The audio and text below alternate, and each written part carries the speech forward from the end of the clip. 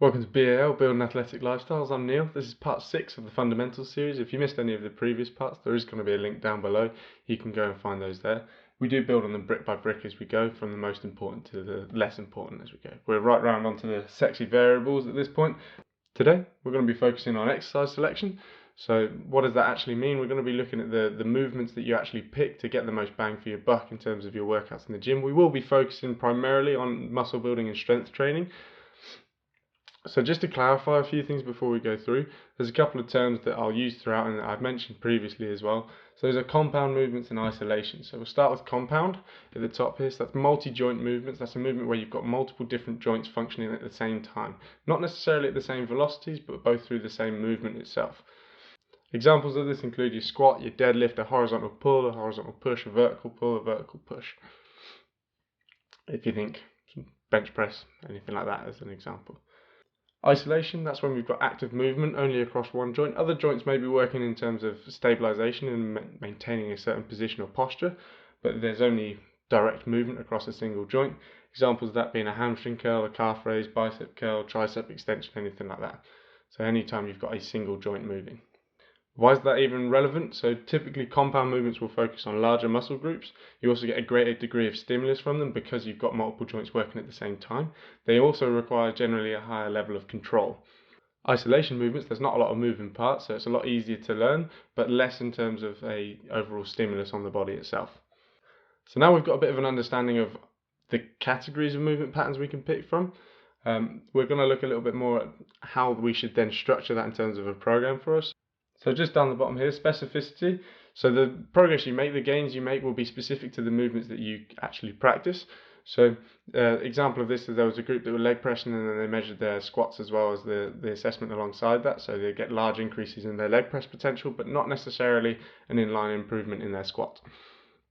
The relevance of that is that if there are certain areas that you focus on, you will generally get better at those areas, but to make sure that you are as athletic as possible, we do want a degree of balance through the body, so you shouldn't be neglecting certain movement patterns. Generally, the compound movements have a great degree of transfer to your day-to-day movements.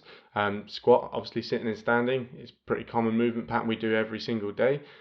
Greater degree of overlap than your leg extension may not have the same amount of effect in terms of your ability to get up and out of the chair in the morning, or get up and out of bed in the morning. So a little note here that I got from Eric Helms is that hypertrophy itself, so muscle building, is actually not optimal in the learning phase. So if you're learning a new movement that you're unfamiliar with, there's a large amount of neurological adaptation as you get familiar with going through the movement itself, but that might not necessarily overlap into the same amount of muscle gain from it. That can come later down the line. Once you are more familiar with the movements, you can get much more technical in the execution, you're more efficient in the execution, you can encourage those optimal gains from that. A common sticking point as well when we get into these compound or isolation conversations is whether the use of machines or free weights is better. Largely people tend to fall too much on one side or the other with these. It should probably be a blend of both. It all depends on the individual, your starting point. If you've got any prerequisite issues that you need to work with, then particularly machines can help with working around that. They also allow you to possibly do a greater degree of overload in terms of lifting a larger weight because you've got the safety of the fixed movement pattern, whereas the free weights then target also the smaller stabilizing muscles that wouldn't be required on the machines themselves, but may require that you actually use a slightly lighter load. Example of that being that you can leg press a lot more than you can squat probably, generally. So we've got a pretty clear understanding there of the exercises that are available and the different movements that are available in there. What does it actually mean in terms of using them? You generally want a blend of both.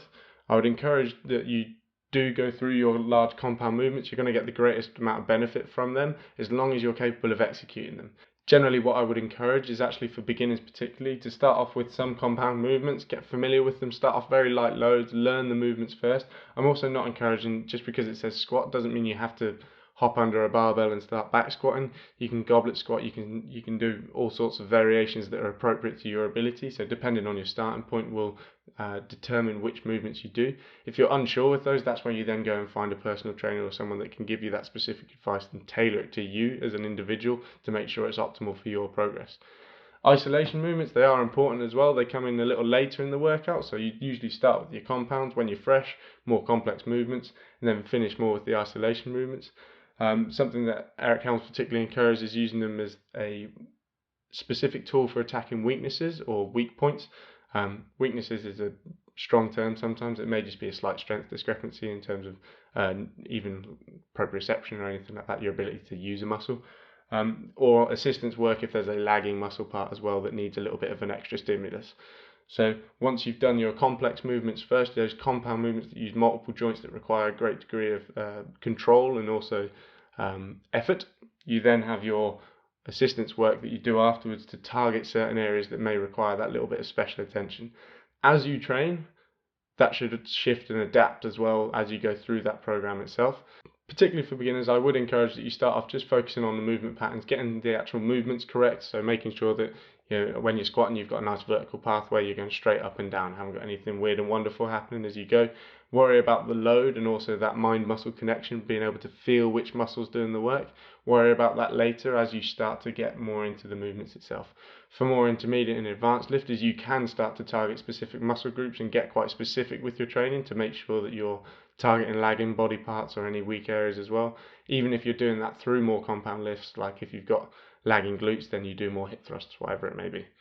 If you have any specific questions about exercise selection, drop it down in the comments below and I'll get back to you from there.